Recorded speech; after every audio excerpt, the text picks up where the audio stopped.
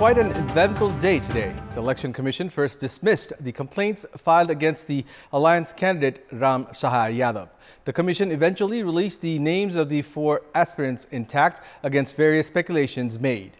Politics apart, it turned out to be a joyous day for the cricket fans as Nepal crushed their fancied rivals, the UAE, registering a record-breaking win and in the process managed to save the ODI status as well.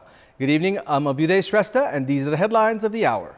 Nepal crushed the UAE by a record-breaking 177 runs at the ICC World League 2 series. Nepal saved ODI status on the way towards Global World Cup qualifiers. The Election Office releases the final list of candidates for the elections of the Vice President. Candidacies of all the 4 aspirants intact. In yet another bus accident, 6 people died and 29 others injured in Sinduli's Fikal earlier this morning. 3 seriously injured patients flown to Kathmandu. And hundreds of thousands of people rally in cities across Israel for a 10th consecutive week, protesting against Prime Minister Netanyahu's plan to curb the Supreme Court's powers. The Office of the Election Officer has published the final list of candidates for the elections of the Vice President. Candidacies of all the 4 aspirants are intact as none of the candidates withdrew their name. Ram Sahaya Prasad Yadav didn't have to withdraw his name from the presidential race, but the vice presidential race, as the Office of the Election Officer scrapped the complaint filed against him. The election officer decided to maintain Yadav's candidacy, saying that it was not mandatory to have the president and vice president of different sex. Vice presidential candidates Ashtalakshmi Shakya and Mamata Jha had registered complaints against Yadav yesterday, claiming that the vice president must be a female as a male has already been elected as the president. After the decision of the election officer, Yadav said that justice had been done by accepting his candidacy. After the acceptance of Yadav's candidacy, 4 candidates had filed their nominations yesterday for the March 17 elections of the Vice President. 3 of the candidates are from the 8-party alliance, while the 4th candidate is from CPN-UML. Ram Sahaya Yadav and Pramila Kumari Yadav of Janata Samajwadi Party had filed their candidacies for the post of the Vice President yesterday. Likewise, Mamata Jha of Janmat Party, another faction of the 8-party ruling alliance, had also filed her candidacy. Ashtalakshmi Shakya had filed her candidacy representing CPN-UML. Meanwhile, General Secretary of Janmat Party, Chandan Singh, has claimed that its party candidate for the vice presidential election is the official candidate of the ruling alliance. Prime Minister Pushpa Kamal Dahal has said that it is too early to panic, even as the country's economy is not in a comfortable position. Addressing the 24th General Assembly of Nepal Construction Business Federation, Prime Minister Dahal said that the country presently had a reserve to sustain another 10 months of import and services. Premier Dahal therefore claimed that the economy was improving. The Prime Minister further added that the government was thinking in line to make the economy more active and improve the financial indices. In the light of the increasing bank rate, Premier Dahal said that he had already given directives to the concerned officials to lower the bank interest rate on loan to single digit. The Premier also clarified that the bank interest rate had increased in the face of tight monetary policy. Prime Minister Dahal also said that the government was in close coordination with business sector to transform the challenges seen in economy to opportunities. The Maoist-inclined parties have expressed objection regarding conflict-era cases being filed at courts. At a press meet held today, 9 Maoist parties expressed concern on the registration of conflict-era cases at courts, claiming that this could sabotage the peace process. General Secretary of CPN Maoist Center, Dev Gurung, has expressed apprehension on conflict-era cases being filed at courts under criminal cases. General Secretary Gurung was of the opinion that a commission should be formed to settle the conflict-era cases, as the peace process has been considered as a part of what he said constitutional process. The Maoist-inclined parties have come together after a conflict-era case was filed at the Supreme Court against CPN Maya Center chairperson and Prime Minister Pushpakamal Dahal. 6 people were killed and 29 others were injured in a bus accident that took place in Fikal, Sinduli this morning. According to Sinduli police, the bus traveling from Okhaldunga to Kathmandu met with the accident in Sinduli's Kuhibhir of Fikal Rural Municipality 4 along the Mid-Hill Highway. Spokesperson of the District Police Office Sinduli, DSP Chiranjeevi Dahal, informed that 3 males, 2 females and a child died in the accident. 3 people who were seriously injured in the accident have been brought to Kathmandu by helicopter for further treatment, while the remaining injured are receiving treatment at Kurkot. Welcome back. It's time now for our segment Public Pulse, where you text us with your opinion. Public Pulse. Here's the question. What should be done to make student union election fair? Your options are A, disciplined students, B, end to political interference, and C, regular election. The voting is on. Type NEWS, select your option A, B, or C, and send it to 34001 to share your opinion with us. And it's time now for the international updates.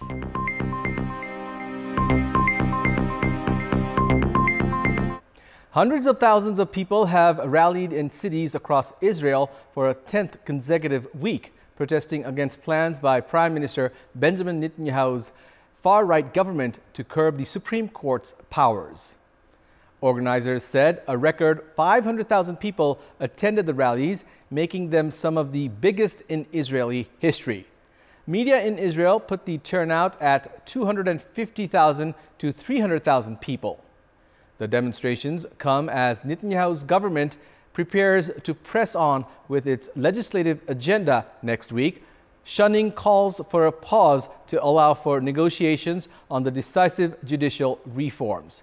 Some 200,000 Israelis rallied in Tel Aviv, while 50,000 people protested in the northern city of Haifa and 10,000 in Beersheba, the biggest yet in both, according to Israeli media.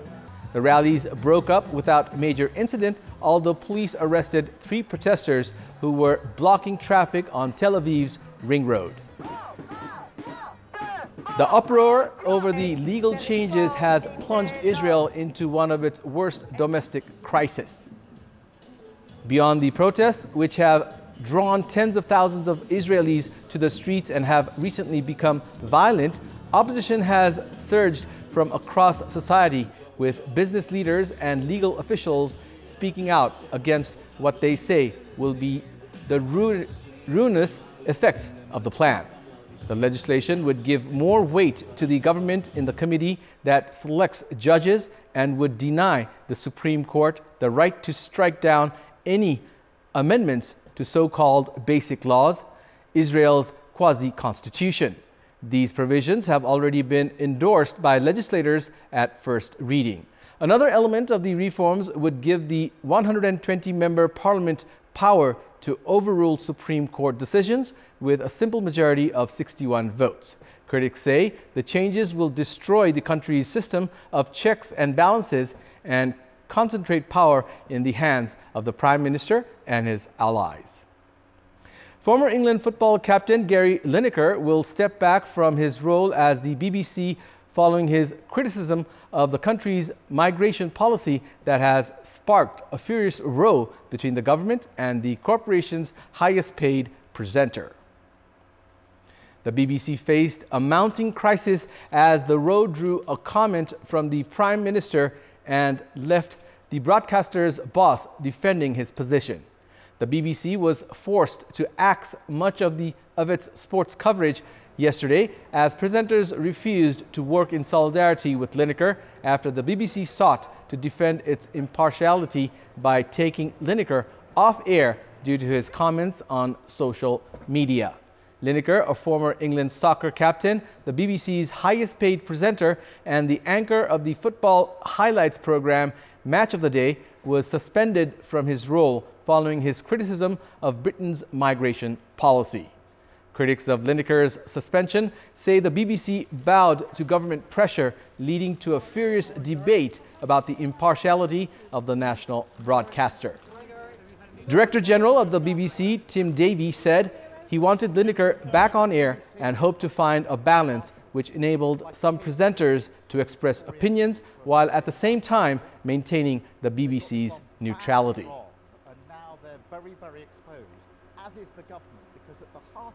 The French Senate yesterday adopted President Emmanuel Macron's unpopular pension reform plan with 195 votes for and 112 votes against a bill whose key measure is raising the retirement age by 2 years to 64. The upper house of the French Parliament voted on the text in the wake of a 7th day of nationwide demonstrations against the plan. A majority of voters oppose the text, according to opinion polls. Now that the Senate has adopted the bill, it will be reviewed by a joint committee of lower and upper house lawmakers, most likely on Wednesday. If the committee agrees on a text, a final vote in both chambers is likely to take place on Thursday, but the outcome of that still seems uncertain in the lower chamber, the National Assembly, where Macron's party needs allies' votes for a majority. If the government fears it won't have enough votes in the lower house, it is still possible for it to push the text through without a parliamentary vote. An additional day of nationwide strikes and protests was planned for Wednesday. Japan marked the 12th anniversary of the 2011 earthquake, tsunami, and Fukushima nuclear disaster yesterday, commemorating the loss of over 20,000 people and thousands of homes rendered uninhabitable by radiation. Prime Minister Fumio Kishida attended a memorial event in Fukushima, taking part in a minute's silence to remember those who died. In the village of Hisanohama, around 30 kilometers south of the ruined Fukushima Daiichi nuclear power plant, people came to lay flowers and remember a day that saw the area inundated by the tsunami. Welcome back. It's time now for the sports news. Sports news. Nepal achieved a record-breaking 177-run victory over United Arab Emirates in today's match under the ICC World Cricket League 2 series. Skipper Rohit Paudel and Lalit Rajbangshi produced clinical performance in the match today as Nepal managed to save the ODI status as well. Electing to bat first at the Tribhuvan University Cricket Ground, Nepal began on a shaky note as they were reduced to 3 for 22, losing 3 early wickets. A 54-run partnership between skipper Rohit Paudel and Bhim Sarkey stabilized Nepal's innings. Bhim Sarkey departed after scoring 29 runs, while Rohit top-scored for Nepal with a well-compiled 77 runs. Arif Sheikh also provided good support to Paudel as he scored 43 runs. Gulshan Jha also chipped in with 37 runs, while Deepak Singh Airi played a 19-ball cameo, scoring 34 runs. It's taken. Nepal versus UAE. Bowled him! Oh, Dipendra Singh! Team Nepal were eventually bowled out for 248 runs. Ayan Khan, Zahur Khan, Rohan Mustafa and Zohar Farid all claimed 2 wickets each for UAE. To send this crowd chasing 249 runs for victory, UAE never looked like getting anywhere near the target as they were bowled out for a paltry 71 runs. Given! Nepal have 5, the crowd roar! Down the track, long on is there. Dipendra Singh Afzal Khan top scored for UAE with 29 runs. Valthapa scored 14 and Miapan made 11 runs, while none of the other batters could reach the double-digit score. Lalit Rajbangshi, who opened the bowling for Nepal in a tactical move, returned with 5 wickets. Sandeep Lamichhane claimed 2 wickets. With this win, Nepal have saved the ODI status, while 2 more wins in the series will put them into the Global World Cup qualifiers. And that's all for the moment. Thank you for watching. Have a good evening.